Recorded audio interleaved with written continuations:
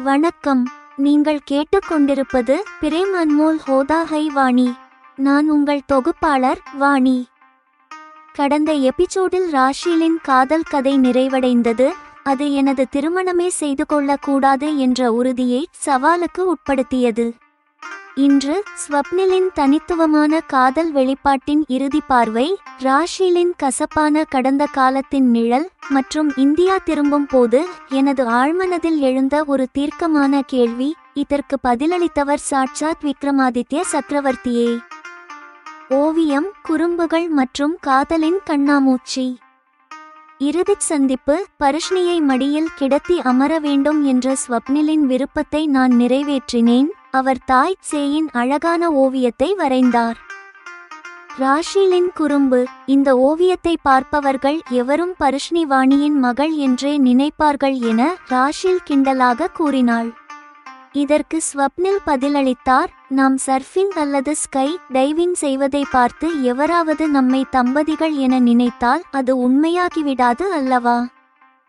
நேரடியான பேச்சு. நீங்கள் உண்மையிலேயே தம்பதிகளாக இருக்கலாம் என ராஷில் ஸ்வப்னிலை வம்புக்கு இழுத்தாள். ஆனால் ஸ்வப்னில் ஏதும் பேசாமல் வெளியே சென்றுவிட்டார். அது என்னை மீண்டும் சோகத்தில் ஆழ்த்தியது. எனது உணர்த்தல். ஸ்வப்னில் என்னுடன் கண்ணாமூச்சி ஆடுவதாக எனக்கு தோன்றியது. அவர் தனது செயல்கள் மூலம் அன்பை காட்டுகிறார், ஆனால் வார்த்தைகளில் ஒருபோதும் சொல்வதில்லை. விளையாட்டு எதுவாக இருந்தாலும் அதை சிறப்பாக விளையாடி மகிழ்வதே விளையாட்டின் நோக்கம். ராஷிலின் தீராத கடந்த காலம்.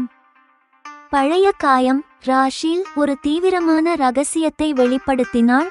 ஜேடால் ஏமாற்றப்பட்ட அந்த வலி இன்றும் அவளை வாட்டுகிறது. அந்த இருண்ட நிழல் இன்னும் அவளது அமைதியான வாழ்க்கையின் மீது விழுந்து கொண்டே இருக்கிறது. ஆண்மை இழப்பு பற்றிய மாயை. பராக் விசாரணை நடத்தியதில் ஜேட் எந்த காவல் நிலையத்திலும் புகார் அளிக்கவில்லை என்பதும் அவர் திருமணம் செய்து 3 குழந்தைகளுக்கு தந்தையானதும் தெரிந்தது. தான் ஜேடை ஆண்மையற்றவராக மாற்றிவிட்டேன் என்பது தனது பிரமை என்பதை ராஷில் ஒப்புக்கொள்ள வேண்டியிருந்தது. இறுதி விடைபெறுதல் மற்றும் கனவின் நீதி. இறுதி நன்றியுரை. விமான நிலையத்தில் நான் ஸ்வப்னிலுக்கு நன்றி தெரிவித்தேன். எனது இந்த அமெரிக்க பயணம் ஒரு தேவதையுலகச் சுற்றுலாவுக்கு குறைவானது அல்ல. இந்த தேவதையுலகையும் உங்களையும் நான் ஒருபோதும் மறக்க மாட்டேன். உணர்ச்சிகளின் கட்டுப்பாடு. ஸ்வப்னில் புன்னகையுடன் வழியனுப்பினார், ஆனால் தனது உணர்வுகளை மறைத்து கொண்டார். நான் அவரை கட்டியணைத்து அழ விரும்பினேன், ஆனால் எனது உணர்ச்சிகளை கட்டுப்படுத்தி கொண்டு முன்னோக்கி சென்றேன். விமானத்தில் சுயபரிசோதனை. இந்தியா திரும்பும் போது நான் தோல்வியுற்றவளைப் போல அமர்ந்திருந்தேன். நம்மிடையே ஏதோ ஒன்று சொல்லப்படாமல் விடுபட்டிருப்பது சரியல்ல என்று எனக்கு தோன்றியது. நீதியின் கனவு. அப்போதே எனக்கு தூக்கம் வந்தது. எனது ஆழ்மனதில் ஒரு காட்சி ஓடியது. விக்ரமாதித்ய சக்கரவர்த்திக்கு முன் ஸ்வப்னிலும் நானும் நின்று கொண்டிருந்தோம். நான் புகார் செய்தேன். ஸ்வப்னில் என்னை நேசிக்கிறார், ஆனால் அந்த உணர்வை வார்த்தைகளில் சொல்லாமல் எனது மனதை புண்படுத்திவிட்டார். நான் எனது காதலை ஒப்புக்கொண்ட போது சக்கரவர்த்தி இப்படி கேட்டார், பின் உங்கள் காதலை நீங்களே ஏன் ஸ்வப்னிலிடம் சொல்லவில்லை? ஸ்வப்னில் என்னை ஆதரித்தார். இவள் இந்திய பண்பாட்டில் வளர்ந்த பெண். இந்திய கலாச்சாரத்தில் ஒரு பெண் தானாக முன்வந்து தனது காதலை வெளிப்படுத்த இயல்பாகவே தயங்குவாள். இதை கேட்ட சிம்மாசனத்தில் இருந்த 32 பதுமைகளும் சிரிக்கத் தொடங்கின. சக்கரவர்த்தியின் இறுதி கேள்வி.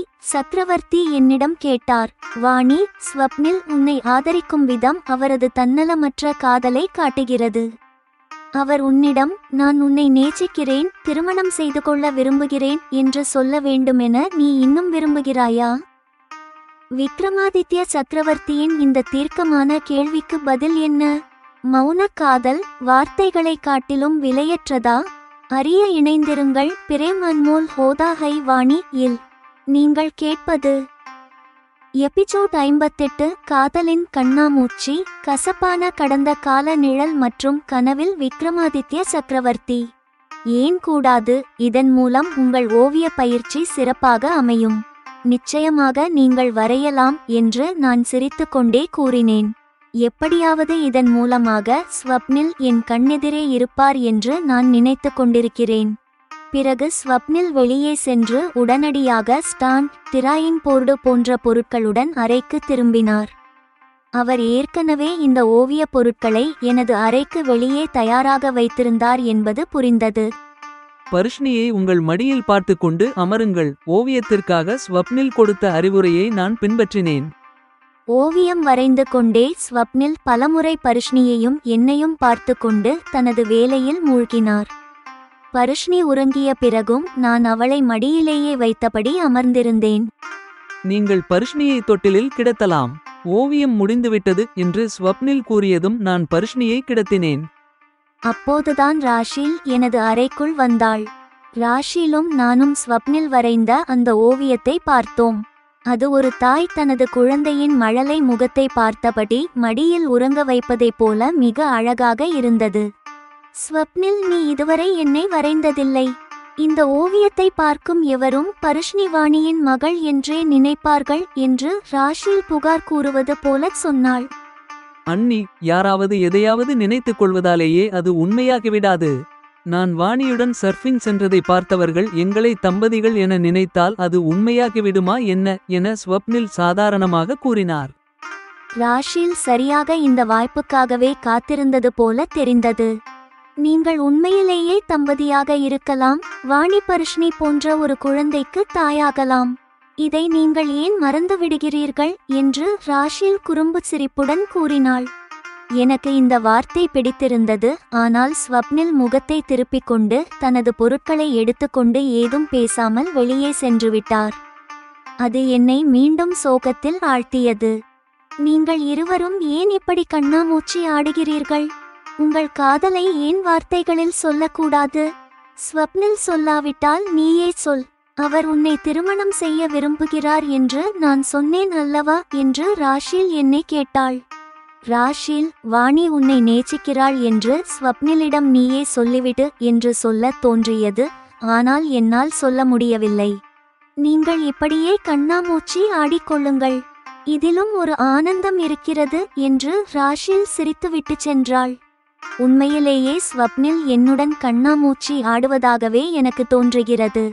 அவர் கண்கள் மூடி என்னை பிடிக்கிறார். கண்கள் திறந்தால் வெகு தூரம் சென்று விடுகிறார்.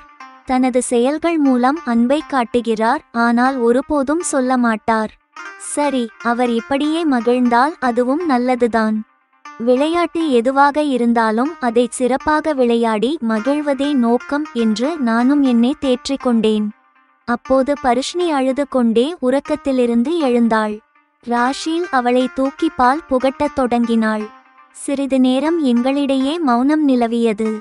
தெரியுமா வாணி, ஒருவர் நம்மை ஏமாற்றுவது ஒரு பக்கம் என்றால் அந்த ஏமாற்றத்தின் வலி வாழ்க்கை முழுவதும் நிழலாக தொடர்வது மற்றொரு பக்கம். அதனால்தான் பெண்கள் யாரையாவது நேசிக்கும் போது மிகவும் யோசித்தே அடி எடுத்து வைக்க வேண்டும் என்று ராஷில் மெதுவாக கூறினாள். என்ன சொல்கிறாய், எனக்கு புரியவில்லை என்று நான் கேட்டேன். ஜேட் என்னை ஏமாற்றினான். என்னை பயன்படுத்திக் கொண்டான். குற்றம் செய்யாமலே தண்டனை அனுபவித்தேன். அது அப்போதைய வலி.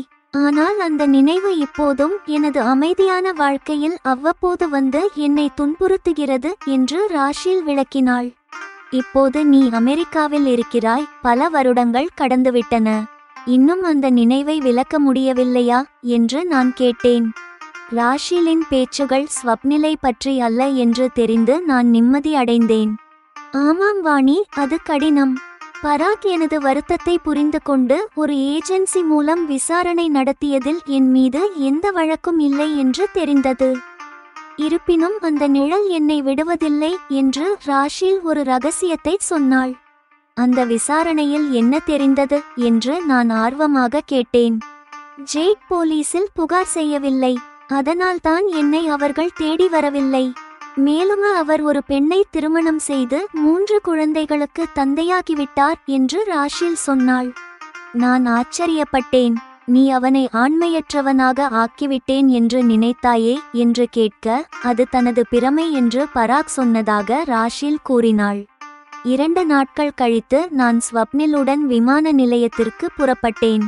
காரில் அவர் வரைந்த ஓவியங்களை பற்றி கூறினார்.